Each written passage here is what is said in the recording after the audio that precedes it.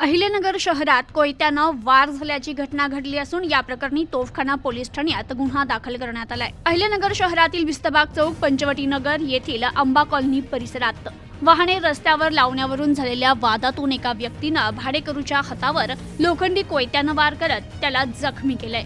या प्रकरणी तोफखाना पोलीस ठाण्यात संबंधित विरुद्ध गुन्हा दाखल करण्यात आलाय। राजेंद्र तनपुरे यांनी दिलेल्या फिर्यादीनुसार आंबा कॉलनी येथील त्यांचे घर मालक बाळासाहेब बारसकर यांच्या भाड्याच्या खोलीत ते राहतात, तर त्यांच्या घरासमोर राहणारा प्रिंटपॉल मुट्टत हा इसम नेहमीच घर मालक आणि भाडेकरू यांना शिवीगाळ करत असतो। 1 डिसेंबर रोजी सकाळच्या सुमारास प्रिंटपॉल हा त्याच्या मोटरसायकलवरून पडला। त्यानं रस्त्यावर लावलेल्या वाहनांमुळेच आपण पडल्याचं सांगून भाडेकरूंना तसेच घर मालक बारसकर यांना शिवीगाळ करायला सुरुवात केली।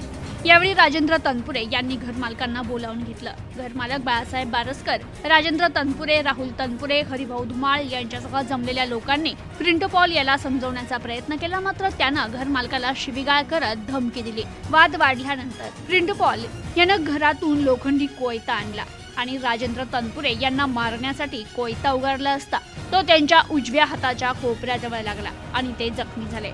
तर रक्तस्राव सुरू झाल्याचं पाहून आरोपी प्रिंटपॉल मात्र घटना ठिकाणावरून पळून गेला, तर जखमी तनपुरे यांनी तातडीनं अहिल्यानगर शासकीय रुग्णालयात उपचार घेतले आणि त्यानंतर तोफखाना पोलीस ठाण्यात तक्रार दिली।